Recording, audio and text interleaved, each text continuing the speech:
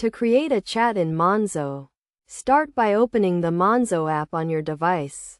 Navigate to the home screen where you can see your accounts and transactions. Tap on the profile icon located at the top left corner of the screen. This will take you to the profile section. In the profile section, scroll down and select the contacts option. This is where you can view and manage your contacts in Monzo. If you want to start a new chat, tap on the Start a Chat button. You will then be presented with a list of your existing contacts.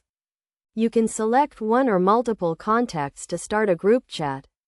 If the person you want to chat with is not in your contacts, you can add them by selecting the Add Contact option and entering their Monzo username or phone number. Once you have selected the contacts, tap on the Start Chat button to create the chat.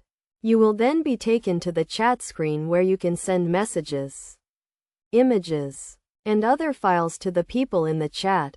In the chat screen, you can also use the plus icon to send money, split bills, or create a pot. This makes it easy to discuss and manage your finances with others in real time.